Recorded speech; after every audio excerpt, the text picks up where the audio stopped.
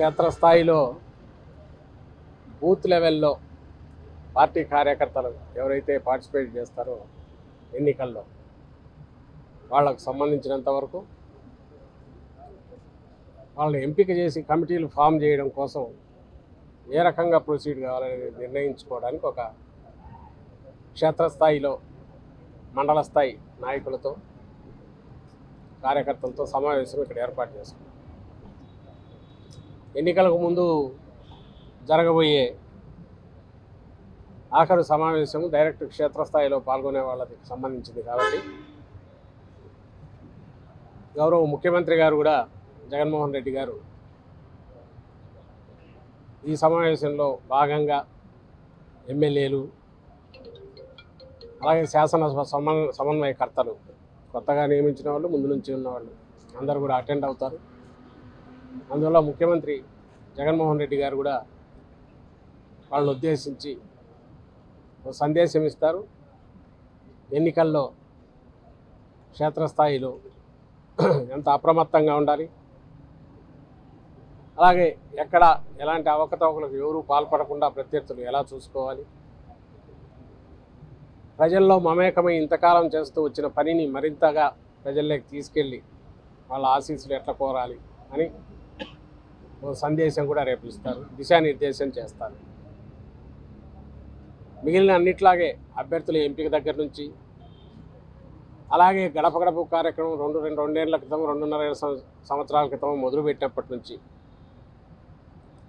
YSR Congress party మీరు గమనిస్తూనే ఉంటారు, ఎప్పుడు ప్రజల్లోనే ఉంది, నాయకులు ఎప్పుడు ప్రజల్లో ఉన్నారు. ఎప్పటికప్పుడు చేస్తున్న పనుల గురించి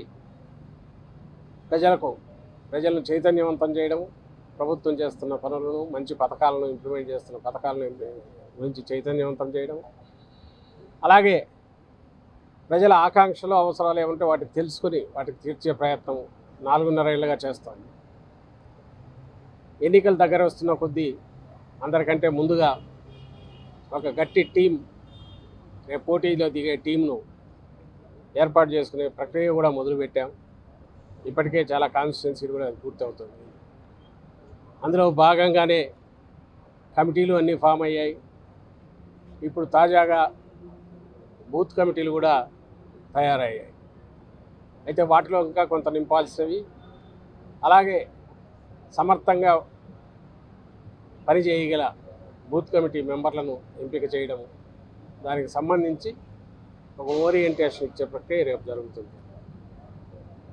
ఇది అంతా పూర్తయినాక మా మెషిన్ డెమోక్రటిక్ ప్రాసెస్లో అతి ముఖ్యమైన సార్వత్రిక ఎన్నికలను ఫేస్ చేయడానికి పార్టీ పరంగా మా పార్టీ యంత్రాంగం పూర్తిగా సిద్ధమైనట్టు అవుతుంది. రేపటి జరిగిన తర్వాత 10-15 రోజుల్లో కమిటీలన్నీ పూర్తి చేసి,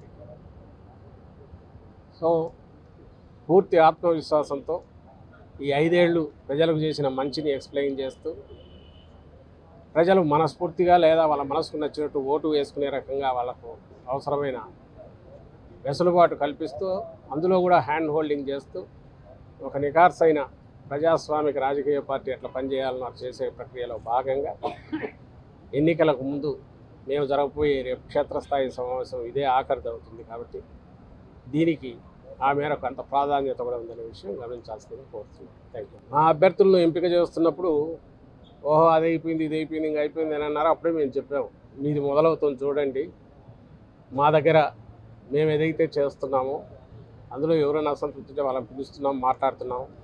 80-90% చాలా వరకు పార్టీ మీద పూర్తి అభిమానంతో ఉన్న వాళ్ళే ఉన్నారు. కాబట్టి జగన్మోహన్ రెడ్డి గారి నాయకత్వం మీద విశ్వాసం ఉన్న వాళ్ళే ఉన్నారు. కాబట్టి అందరూ ఎక్కడికెక్కడ సర్దుకున్నారు.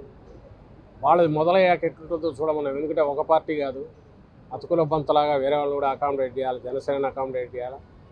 కానీ దానికి ఇవ్వాల్సిన దానికంటే అన్యాయంగా ఆయన ఎన్ని ఎక్స్పెక్ట్ చేశాడో తెలియదు, లేదా జనసేన నాయకుడు పవన్ కళ్యాణ్ గారి అనుసరించే వాళ్ళు ఎన్ని ఎక్స్పెక్ట్ చేశారో తెలియదు. కానీ నిన్న ఘోరంగా అవమానించి 24 సీట్లతో చుట్టేసి ఏదైతే ప్రకటించారో నిన్న జరిగింది చూశాక అసలు మామూలుగా అయితే అసంతృప్తి ఉండకూడదు, అలా వదిలేసి 24 ఇంకా చాలా ఉన్నాయి. మరి అక్కడికే అసంతృప్తులు మొదలవుతున్నాయి. మాకు సంబంధించినంత వరకు ఒకటే, అది వాళ్ళ పార్టీ ఇంటర్నల్ అఫైర్.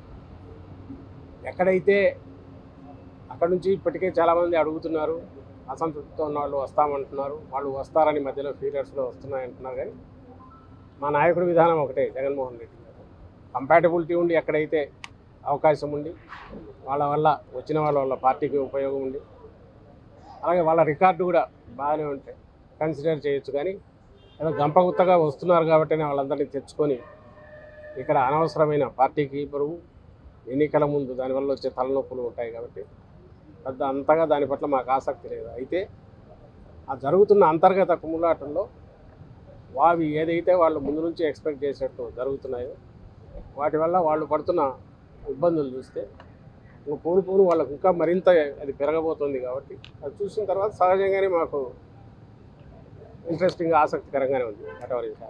మరిన్ని వీడియోస్ కోసం ఛానల్ ని సబ్స్క్రైబ్ చేయండి, లేటెస్ట్ అప్డేట్స్ కోసం వాట్సాప్ ఛానల్ ని ఫాలో చేయండి అండ్ లింక్ డిస్క్రిప్షన్ లో ఉంది.